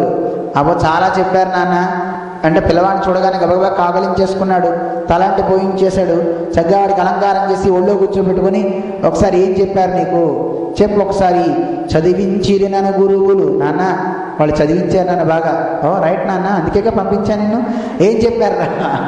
చదివించిరి నన్ను గురువులు, చదివిది ధర్మార్థ ముఖ్య శాస్త్రంబులు, నే చదివినవి కలవు పెక్కులు. నాన్న నేను ఎన్ని చదివానో తెలుసా? ధర్మార్థాన్ని చెప్పేటువంటి శాస్త్రాలన్నింటినీ చదివేశా, ఎన్నో చదివేశానన్నట్టండి. అయితే సంతోషం రా, ఇంకేం చదివావో చెప్పరా? చదువులలో మర్మమెల్ల చదివిది తండ్రి. నన్ను అన్ని శాస్త్రాలు ఇప్పుడు చెప్పాలంటే 3 రోజులు పడతాయి, కానీ చదువుల్లో సారం ఏంటో నీకు చెప్తా అన్నట్టండి. తండ్రికి ఆనందం వేసింది, అబ్బా మావాడు చాలా గ్రేట్ అండి, మామూలుగా ఏం చదువుకున్నావో చెప్పరా అంటే అన్ని చదువుల సారం చెప్పేస్తా అంటున్నాడు కనుక అయితే దాన్ని వినేస్తా అన్నట్టండి. ఏమిటో చెప్పరా అన్నట్టండి. వెంటనే చెప్పేటండి, శ్రవణం కీర్తనం విష్ణో స్మరణం పాదసేవనం అర్చనం వందనం సఖ్యం ఆత్మ నివేదనం అని ఒక కొత్త చెట్టు చీ కదా పోవతల కానీ హిరణ్యకశిపుడు అంటే ఆయన చెప్పేట, నాన్న హరి ఎందవచ్చున్, హరిని పొందాలి అనుకుంటే వేదాలలో శాస్త్రాల్లో నిగూఢమైనటువంటి తత్వం ఆ హరి. నాన్న ఆ హరిని పొందాలంటే ఇగో ఇవి కావాలి. తను హృద్భాషల సఖ్యమున్, ఆయనతో ఇందా మనం చెప్పుకున్నాం శ్రవణం కీర్తనం, ఆయన గురించి వినాలి, బాగా ఆయన కథల్ని వినాలి. కీర్తనం, ఆ కథల్ని విన్న తర్వాత వాటన్నింటినీ చక్కగా కీర్తించాలి భగవన్ నామాన్ని. శ్రవణం కీర్తనం స్మరణం, ఆ భగవంతుని యొక్క కథల్ని స్మరించాలి. స్మరించడంతో పాటు అర్చనం, ఆయన్ని అర్చించాలి, వందనం నమస్కరించాలి, సఖ్యం ఆయనతో స్నేహం చేయాలి, పాదసేవనం, ఇలా మనకి నవవిధ భక్తుని చెప్పేశాడండి ఈయన. ఇవి చెప్పింది. అయితే ఇవన్నీ మనం చేస్తూనే ఉన్నామండి. దేవుడి గురించి వింటున్నాం, శ్రవణం చేస్తున్నాం, కీర్తనం చేస్తున్నాం, మననం చేస్తున్నాం, అర్చనం చేస్తున్నాం, వందనం చేస్తున్నాం. ఒక వందనం సాష్టాంగం పెట్టేయంటే 6 అడుగులు చాలా దూరంగా ఉంటాయి, అలా పెట్టేస్తున్నాడు, తను మొత్తాన్ని వదులుతున్నాడు. అయినా ఎందుకు మనిషి తరించట్లేదు? కారణం ఏమంటారు? ఎందుకు పెట్టట్లేదు మనం, ఎందుకు మనం తరించట్లేదు అంటే కారణం ఒకటే. మనకి శాస్త్రం చెప్తోంది, వింటున్నాం కానీ వింటున్నా మన దగ్గర ప్రేమ అనే 2 అక్షరాలు మన దగ్గర లుప్తమైపోయినాయి, కనపట్టలేదు. ప్రేమ లేకుండా వింటున్నాం, ప్రేమ లేకుండా కీర్తన చేస్తున్నాం, ప్రేమ లేక చూడండి ఎంతమంది ఎన్ని భజనలు పాడతారండి, ఎన్ని పాటలు పాడతారండి. పాడిన ప్రతివాడికి మోక్షం రావాలి కదా, ఎందుకు రావట్లేదు? అన్నమాచార్య వారు పాడగానే వెంకటేశ్వరం కనపడ్డాడు, అదే పాట మనం కనపడితే వెంకటేశ్వరం గారు పక్కన కట్టుకున్న భార్య వీడి దగ్గర ఉండట్లేదే, ఆ పాట వీడి మొదలు పెట్టగానే అదిగో అల్లదిగో అని పాడాడు అన్నమయ్య, వెంకటేశ్వరం కనపడ్డాడు. అదే పాట పాడగానే ఇంకా అదిగో లేదు ఇదిగో లేదండి, ఆ ఇంటి ఆవిడ కూడా ఉండదండి పక్కన, విననే విందు కదా. ఎందుకని అంటే అన్నమయ్య పరమాత్మను భావించి పాడాడు. ఆ భావుకతో దాన్ని మనస్సులో చక్కగా భావించి చక్కగా పాడడం వల్ల ఆ పరమాత్మ యొక్క అనుగ్రహాన్ని పొందాడు. ఆండాళ్ళ తల్లి తిరుప్పావై చేసింది వ్రతం, ఆ వ్రతం చేయడం వల్ల భగవంతుడు సాక్షాత్కరించాడు. చక్కగా 30 రోజుల వ్రతం, ఆ 30 పాటలు పాడగానే స్వామి ఎవరూ పొందలేనటువంటి గొప్ప ధామాన్ని తనకి ఇచ్చాడు. తన శరీరాన్ని ఆవిడకి అర్పించుకున్నాడు స్వామి, తన పత్నిగా చేసుకున్నాడు. మరి అదే ప్రబంధం మనం చదువుతున్నాం కదా ధనుర్మాసంలో, మనకెందుకు కలగట్లేదు? పాపం దేవుడు అందరికీ గోదాదేవికి చిందే ఇద్దాం అనుకుంటాట, కానీ మనం అంతా ఏం చేస్తున్నాం? స్వామి నీ వ్రతం చేస్తున్నాను కనుక నాకు ఉద్యోగంలో మంచిగా చక్కగా అందరికంటే గొప్పవాడిని అయ్యేలా చెయ్యి అని మనం కోరుతాం. లేదు మా ఉన్న కమ్యూనిటీలో అందరికంటే గొప్పవాడిని నేనే అవ్వాలి అని ఇలాంటి కోరికలు మనం పెట్టడం వల్ల అసలు ఆయుంచే ఫలం మనకి పోతుంది. అందువల్ల శ్రవణం కీర్తన ఇవన్నీ చేసినా ప్రేమ అనేది లుప్తమైపోతే ఏది రాదండి. అందువల్ల భగవంతుడు చూడండి దేనికి లొంగేవాడు కాదు. భక్తి క్రీతో జనార్దన, భగవంతుడు భక్తికి అమ్ముడు పోతాడు. ఆ భక్తి కావాలి, ఆ భక్తిని అయితే అమ్ముడు పోతాడు అంటాడు కనుక ఆ భక్తిని తెచ్చుకుంటాను. ఏ కొట్లోకి వెళ్తే దొరికేది కాదు భక్తి. ఆ భక్తి రావాలన్నా తనే మనకి ఇవ్వాలి తప్ప, ఆయన ఇస్తే వస్తుంది తప్ప భక్తిని మనందరం మనం తెచ్చుకుంటే వచ్చేది భక్తి కాదండి. ఆ భక్తి మనకి రావాలంటే ఆయన గురించి వినాలి, ఆయన గురించి సతతం వింటూ వింటూ వింటూ వింటూ వింటూ ఆ కథలు విన్న తర్వాత వాటినే మననం చేస్తూ, ఎలాగో మనకు ఉదాహరణ చెప్తారు. ఒక పశువు చూడండి ఎలా అయితే కనుక గడ్డి మేచేటప్పుడు ఆ గడ్డిని గబగబా తింటూ తల పైకి ఎత్తదండి, అసలు తింటూనే ఉంటుంది. కానీ మనం చూడండి ఎవరు వస్తున్నారో ఎవరు వెళ్తున్నారో చేస్తుంటాం, అటువంటి దిక్కులు చూస్తాం, కానీ అసలు చూడదండి. అలా తింటూనే ఉంటుంది. ఎందుకని తింటుంది? యజమాని ఎక్కడ తీసుకుపోతాడో మళ్ళీ ఇంటికి. యజమాని వచ్చి నన్ను తీసుకెళ్లే లోపలనే కడుపు నిండేంత, ఎంతవరకు కావాలంటే అంతవరకు చక్కగా తినేస్తా అని గబగబగా గడ్డి మేసేస్తుంది. యజమాని ఇంటికి వచ్చి తోలికి వెళ్ళిపోయాడు అనుకోండి, వెళ్ళిన తర్వాత కూర్చుని దాన్ని మళ్ళీ నెమర వేసి దాన్ని బాగా నమిలి తింటుంది, దాని రస ఆస్వాదన చేస్తుంది. అలాగే ఒక పశువుల భగవంతుని యొక్క కథలని శ్రవణం చెయ్యి అంటే, శ్రవణం చేసినప్పుడు ఎవరో వచ్చారు కదా అని అటు తిరిగి చూడకు. లేదు ఏదో శబ్దం అవుతుంటే మన ఇంద్రియాలు అటు ఇటు పోకూడదు కండి. ఆ పశువులు ఎలా అయితే వేస్తున్నాయో ఆ రకంగా మనం కూడా శ్రవణం చేయడంలో లగ్నం అవ్వాలంటే మనస్సు. చెప్పేవాడికి అలాగే ఉండాలంటే వినేవాడికి అలా ఉండాలి, ఇద్దరికి అలా ఉండదండి. మాకు అనిపిస్తుంది చెప్పేవాళ్ళలో మనకి శ్రీసుఖ మహర్షి ఎంత గొప్పవాడండి. 7 రోజుల పాటు కదలకుండా చెప్పాడంటే అయితే అలా అన్నా అవ్వాలి, లేదు పరీక్ష నరేంద్రుడు అన్నా అవ్వాలి. ఎందుకంటే 7 రోజులు కదలకుండా కూర్చుని విన్నాడు కదండి, ఎంత గొప్పవాళ్ళండి. మనకి గంట కూర్చుంటే కాళ్ళు నొప్పులు వచ్చేస్తాయి, గంట కూర్చుంటే ఇంకో గంట కూర్చున్నాం అంటే ఆకలి, మన వేళ్ళలో పక్కవాడి నీళ్ళు నవలకపోతే మనం తట్టుకోలేము కదండి. ఎంత కష్టం అండి. అందువల్ల మనం ఏదో రకంగా కాలక్షేపం చేయాలి అనిపిస్తూ ఉంటుంది. అటువంటి ఈ పరీక్ష నరేంద్రులా సుఖయోగీంద్రులాగా తయారైతే ఎంత బాగుండండి మనకి. అందువల్ల అటువంటి మనకి రాదు. కానీ ఈయన నిరంతరం అటువంటి గొప్ప భక్తి కలిగింది అంటే ఆ పరమాత్మ ఇస్తే తప్ప ఎవరికి రాదండి. అందువల్ల అటువంటి గొప్ప భక్తి కలిగి ఆయన ఉపదేశిస్తున్నాడు వాళ్ళందరికీ కూడాను. నాన్న నీకు చెప్తా చూడు నాన్న, ఆ హరి చింతన లేని మనిషి కాదు నాన్న, నువ్వు నన్ను అసహించుకుంటున్నావు కానీ నీకు చెప్తాను చూడు. కమలాక్షునర్చించు కరములు ఇవి మనకి చిన్నప్పుడు నేర్పేవాళ్ళు పద్యాలు. ఇప్పుడు ఎవరు చెప్పట్లేదండి. మేము ఇందాక చెప్పాం కదా మీకు, ట్వింకిల్ ట్వింకిల్ లిటిల్ స్టార్ నేర్పుతున్నారు తప్ప ఇవి నేర్పేవాడే లేడండి. నేర్పుతున్నారు ఎవరైనా ఇవి మనకి చిన్నప్పుడు పాఠ్యాంశాల్లో ఉండేవి. ఇప్పుడు మన దేశంలోనే లేకపోతే ఈ దేశంలో ఎందుకు ఉంటాయండి? ఇక్కడ అసలు చెప్పరు ఎవరు, ఇక్కడ తెలుగే లేదు. మన దేశంలో అసలు ఇలాంటి పద్యాలు చెప్పే ఆచార్యులే ఆ స్కూల్స్లో ఉండనే ఉండట్లే. అంటే వాళ్ళకి వచ్చినేమో గురువులకి, పాత గురువులకి. ఇప్పుడు కొత్తగా వచ్చే వాళ్ళని అడిగాం అనుకోండి, మాకు తెలియదు అంటారు. మా చిన్నప్పుడు చదువుకున్నప్పుడే లేవు ఈ శ్లోకాలు. ఈ శ్లోకాలు అంతకంటే పెద్దవాళ్ళు, చాలా పెద్దవాళ్ళ సమయంలో ఈ శ్లోకాలన్నీ పాఠ్యాంశాలుగా ఉండేవి. మేము చదువుకున్నప్పుడు ఏమన్నా తెలుసా అండి, రిక్షావాడు అనే ఒక టైం నాన్ డీటెయిల్ ఉండేది. గుర్రం జాక్షా రాశాడని ఆయన గురించి ఒకటి, ఇవన్నీ ఒకటి. అయ్య బాబోయ్, ఆ పాఠ్యాంశాలే తప్ప చక్కగా ఈ దేవుడి గురించి వచ్చే చింతన, మనిషి మారడానికి కావాల్సిన మంచి విశేషాలు ఉండేటువంటి గ్రంథాలు ఉండవండి. అలాంటివి పెట్టరు. చాలా అద్భుతమైనటువంటి శ్లోకాన్ని ప్రహ్లాదుడు తండ్రికి చెప్తాడు. నాన్న తత్వాన్ని చెప్తాడు. కమలాక్షునర్చించు కరములు నిజంగా చేతులు ఉన్నాయి అనుకుంటే ఎవడికి ఉన్నవాడు పరమాత్మను అర్చించేటువంటి కమలాక్షుణ్ణి, కమలం లాంటి నేత్రాలు కలిగిన వాడిని అర్చిస్తే అవి కరములు. శ్రీనాథు వర్ణించు జిహ్వ సురరక్షకుని చూచు చూట్కులు శేషసాయికి మృక్కు శిరము విష్ణునాకర్ణించు వీనులు మధువైరిదవలిన మనము భగవంతు వలగును పదములు పురుషోత్తముని మీది బుద్ధి. నాన్న లోకంలో మనిషికి చేతులున్నాయనుకుంటే ఆ పరమాత్మ అర్చించేవాడి చేతులు. లక్ష్మీనాథుడైన ఆ భగవంతుని యొక్క నామాన్ని చెప్పేవాడి నాలుకే నిజమైన నాలుక. సురరక్షకుని దేవతలందరినీ రక్షించేవాడు. అలాంటి ఆ భగవంతుడిని ఎవడు చూస్తాడో వాడే అంతటా ఉన్నాడని భావించేవాడు చూపులు చూట్కులు. శేషసాయికి మృక్కు శిరము. శేషసాయి ఆదిశేషుడి మీద పవడించినటువంటి ఆ భగవంతుడు ఎవడైతే ఉన్నాడో అలాంటి భగవంతుని దగ్గర శిరస్సు ఎవడైతే ఉంచుతాడో వాడి శిరస్సు. విష్ణునా కరుణించు వీనులు విష్ణువు గురించి కథలు వినేవాడి చెవులు. ఇప్పుడు మన చెవులన్నీ చాలా గొప్ప చెవులండి. వాటిని వినకుండా ఎవడి గురించో చెప్తుంటే అవన్నీ నిజానికి దేవుడి గురించి చెప్పేటప్పుడు చెవులు ముడుచుకుపోతాయండి. కానీ ఎవడి గురించి అలా చెప్తుంటే చెవులు చాటల్లాగా, ఏనుగు చెవుల్లాగా పెద్దవి.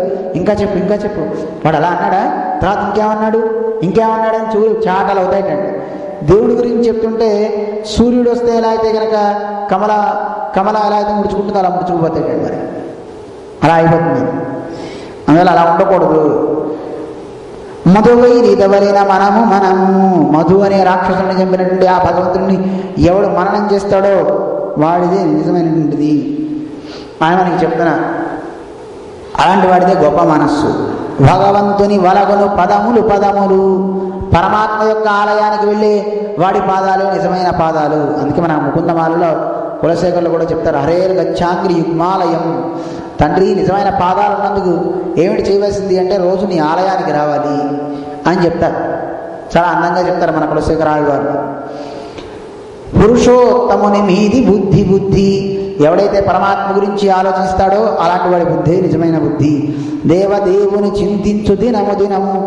నిరంతరం పరమాత్మ గురించి ఆలోచించే రోజే నిజమైన రోజు తప్ప లేకపోతే మిగతా రోజులు కావు.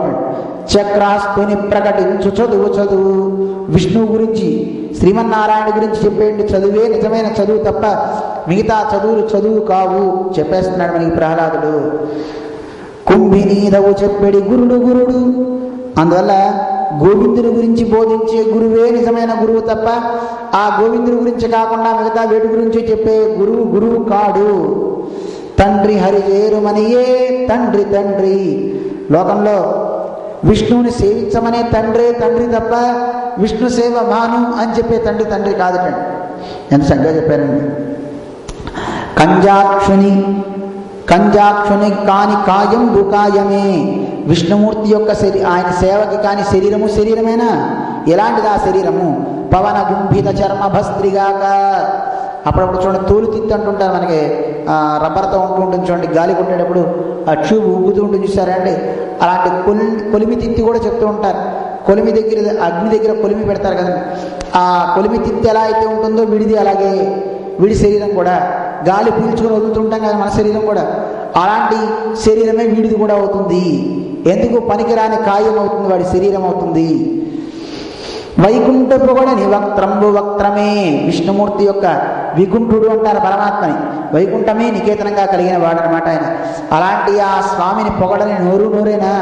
మరి ఏంటండి ఆ నోరు? ఢమడమ ధ్వనితోడి ఢక్కగాక. ఢమడమా మోగేటండి ఒక డక్క, ఇలా కొడుతుంటాడు బుడబొక్కలు వాడు వాయిస్తుంటాడు చూసారా, అలాంటి ఢక్కటండి వాడి నోరు. విష్ణువు గురించి చెప్పని నోరు అలాంటిది. హరిపూజనములేని హస్తమే తరుశాఖ నిర్మిత దరివిగాక. పరమాత్మని అర్చించేటువంటి చేతులే నిజమైన చేతులు. అలాంటి పరమాత్మని అర్చించిన చెయ్యి ఎలాంటిదంటే, పడవలు దగ్గరికి వెళ్ళినప్పుడు రాఫ్టింగ్ చేసేటప్పుడు ఉంటాయి చూసారా తెడ్డు, చెక్క కర్రలు ఇలా పట్టుకు తోస్తుంటాం కానీ తెడ్డు అంటారు దాన్ని. ఆ తెడ్డు లాంటివి ఆ చేతులు. కమలేసు చూడని కన్నులే తన కుడ్యజాల రంధ్రములుగాక. పరమాత్మను చూడని నేత్రాలు ఎలాంటివి అంటే గోడలకు ఉండేటటువంటి బిలాలు, చిన్న రంధ్రాలు లాంటివి. అందువల్ల పరమాత్మను చూడని కన్నులు గోడకుండే రంధ్రాలు. చక్రి చింతనలేని జన్మంబు జన్మమే తరళసలిల ఉద్భుతంబుగాక. పరమాత్మ చింతన లేని జన్మ ఎలాంటిది అంటే అది జన్మ కాదు, అది నీటి బుడగతో సమానము. విష్ణు భక్తి లేని విభుదుడే పాదయుగము తోడి పశువుగాక. నిజానికి అందరికీ అన్ని తెలిసిన ఈ పద్యాన్ని మొట్టమొదటిసారి భాగవతం చెప్తున్నాం, పోతన భాగవతం, ఇటు వ్యాస భాగవతం రెండు కలిపి చెప్తున్నాం కనుక ఒకసారి ఇవి చదువుకుందాం. మీరు వింటే విన్నారు, లేకపోతే లేదు, వాడు వింటాడని చెప్పుకుంటున్నా. ఒకసారి ఇవి చదవాలనిపిస్తుంది. అందుకోసం పద్యాలు ఒక లైన్ చదివితే సరిపోతుంది, కానీ ఇలాంటి పద్యాన్ని చదువుకుంటే మనస్సులో ఉండే స్వామి సంతృష్టి పెడతాడు. ఒకసారి ఈ రాసినటువంటి కవి కూడా ఆనందపడతాడు. పరమాత్మ యొక్క వైభవాన్ని చెప్పేది మన శరీరానికి, మన హస్తాలకి అనునిత్యం చెప్పుకోవాల్సినవంటి ఇవన్నీ. నిజంగా దేవుని చింతన లేకపోతే నా మనస్సు కాదు. ఓ మనస్సా, నువ్వు నిజంగా ఉండదలిచావా? ఒకసారి ఆయన గురించి ఆలోచించు. నీ కన్నులు నిజంగా గోడలకు ఉండే బొక్కలు కాకూడదు. అలా కాకుండా ఉండాలంటే ఒక్కసారి వెళ్ళవే జీయరాశ్రమానికి, చూడవే వెంకటేశ్వరుని, చెప్పండి కాళ్ళకి చెప్పండి. రోజుకి ఒకసారి మన మనస్సుకి, మన ఇంద్రియాలకి ఒకసారి దానికి చెప్పడం అవసరం అండి. రోజు శరీరాన్ని తింటూనే ఉంటాం కదండి. తింటూనే ఉన్నప్పుడు దానికి అవసరం లేకపోయినా ఎక్కువ ఇస్తున్నామే. కానీ నిజంగా మనస్సు కూడా కొంత ఆహారం ఇవ్వాలి. మనస్సుకి ఇంద్రియాలకి ఆహారం ఏమిటంటే నిజమైన ఆహారం ఇవన్నీ అండి. ఇలా కనుక చేయకపోతే అది పాదయుగముతోడి పశువుగాక. పాదాలున్నాయి, అలాంటి పాదాలు ఉన్నటువంటి పశువుతో వాడు సమానుడవుతాడు. అందువల్ల అది మంచిది కాదు అని మనకి చెప్తున్నారు. చాలా గొప్ప నీతిని తండ్రికి చెప్పాడు. వాడి అసలే హరండే పడదు. ఆయన అనుకున్నట్టు అసలు వీడు ఎలాంటి వాడు, ఇలాంటి వాడిని తీసుకొచ్చి మన ఇంట్లో పుట్టాడే వీడు అని ఒకసారి గురువుల వంక చూసాట, ఏమయ్యా మీరు తీసుకెళ్ళి చెప్పేది ఇవేనా, మా వాడికి పాఠాలు ఇవేనా చెప్పింది అంటే, అయ్యా అయ్యా నీకు దండం, మీ వాడికి దండం, అసలు మాకు ఈ చదువులే తెలియవు, అసలు మా గురువులే ఇవి నేర్పలేదు మాకు, మా నాన్నగారు శుక్రాచార్యుల వారు, మరి మీ వాడికి ఎలా వచ్చాయో నాకు తెలియట్లేదు అన్నట్టండి ఆయన. ఇవన్నీ ఎలా వచ్చాయో నాకు తెలియదు, నాకు ఒక్క ఛాన్స్ ఇవ్వండి, నేను ఎలా అయినా సరే వీడిని తీసుకుని వెళ్ళి నేను చెప్తాను అన్నట్ట. చెప్తా అన్నా సరే ఏం చేస్తాడు మరి పాపం, ఇలా ఎన్నిసార్లు అయినా సరే వీడు మాట వింటలేదు. ప్రహ్లాదుడు తండ్రి కోపంతో అడిగేట, ఎరా ఎందుకు నీకు అసలు ఈ రకమైనటువంటి బుద్ధి పుడుతుంది, ఉపాధ్యాయులు నీకు ఈ పాఠాలు చెప్పలేదంటున్నారు, అలాంటప్పుడు ఇలాంటి పాడు బుద్ధులు నీకు ఎలా వచ్చాయి, నీకెవరు నేర్పారు, ఎవరు నేర్పారో వాళ్ళు చెప్పు, నాకు వాళ్ళ సంగతి చూస్తా అన్నట్ట ప్రహ్లాదుడిని. ఎందుకంటే 5 ఏళ్ల పిల్లవాడికి ఏమొస్తాయండి పాపం, ఎవడో చెప్తేనే అంటాడు కదండి, ఎవడో చెప్పకుండా వీడంతటి వీడికి ఆ స్ఫురణ రాదు కనుక ఎవడో చెప్పాడు, వాడెవడో చెప్పరా వాడంతా చూస్తా అన్నట్టండి. తన పిల్ల అప్పుడు చెప్తున్నాడు, నాన్న నాకు ఎవరో చెప్పలేదు ఇవన్నీ కూడాను అని. దేవుని మీదకి మాస్ ఎందుకు పోతుందో చాలా చక్కగా చెప్తాడండి. అత్సపు చీకటింబడి గృహవ్రతులై విషయ ప్రవిష్టులై, లోకంలో మనుషులంతా ఎలా ఉంటారో మన గురించి చెప్తున్నాడండి ఈ మాట. అత్సపు చీకటింబడి, అజ్ఞానం అనే చీకట్లో పడిపోయి గృహవ్రతులై, గృహమే అంతా నాకు ఆధారం అని ఎప్పుడు వాడు తినటం తిరగటం ఇవి తప్ప విషయ సుఖాలను అనుభవించడం తప్ప విషయ ప్రవిష్టులై ఇంద్రియ భోగాలన్నీ అనుభవిస్తూ ఎంతసేపు లోకంలో నేను ఆర్జించాలి ఆర్జించాలి ఆర్జించాలి ఆర్జించాలి. చివరికి ఏం చేస్తాడండి వీడు ఆర్జించి? ఏం చేయలేడు. ఉన్నది పట్టుకుని ఎవడో తీసుకుపోవడం తప్ప ఒక్కొక్కడు కొన్ని తీసుకుపోతాడండి. బాగా సంపాదించుకున్న సొమ్ము కొడుకులు తీసుకుంటారు. భగవంతుడు అనుగ్రహిస్తే మనకు 2 ఉంటాయి, పాపం పుణ్యం. అవి కూడా పోవాలంటే ఆయన అనుగ్రహిస్తే పుణ్యమేమో మన స్నేహితులకి ఇస్తాడు. ఎందుకంటే దేవుడి దగ్గరికి వెళ్ళాలి అనుకుంటే పుణ్యము పాపం 2 ఉండకూడదు. ఎలాగో ఆస్తి మనం తీసుకెళ్దామన్నా పిల్లలు ఎవరు ఒప్పుకోరు కనుక వాడు తీసుకుపోతాడు ఆస్తిని. మనం చేసుకున్న పాపం ఏదైతే ఉందో ఆ పాపాన్ని మనం ఎప్పుడు తిట్టే వాళ్ళకి ఇస్తాడండి ఆ పాపాన్ని భగవంతుడు. ఎందుకంటే మరి పుణ్యపాపాలు 2 పోవాలి కదా, అందుకే మనం తిట్టేవాళ్ళు కూడా కొంతమంది ఉండాలి. వాళ్ళు కనుక లేరనుకోండి మన పాపాలన్నీ మళ్ళీ మనమే మోసుకుని దాన్ని అనుభవించాల్సి వస్తుంది. అందువల్ల మనం తిట్టేవాడు కొంతమంది ఉన్నారనుకోండి, దానివల్ల చాలా హ్యాపీ. రోజు ఒకసారి తిట్టేవాళ్ళకు కూడా నమస్కారం చేసుకోండి, నాయన మీరు పల్లాండుగా ఉండండి. ఎందుకు అలా అనాలి? వాళ్ళు కనుక అలా ఉండకపోతే మన తిట్టకపోతే మన పాపాలను ఎవడు మోస్తాడండి? ఎప్పటికప్పుడు చూడండి, మన కంప్యూటర్లో వద్దని అనగానే డిలీట్ కొట్టగానే అవన్నీ రీసైకిల్ బిన్లో పడ్డట్టుగా మనం శ్రీహరి నామని చెప్తున్నాం అనుకోండి, వాడు తిట్టగానే వెళ్ళి వాళ్ళే పడతాడు. వాడు రీసైకిల్ బిన్ అనమాట మనకి.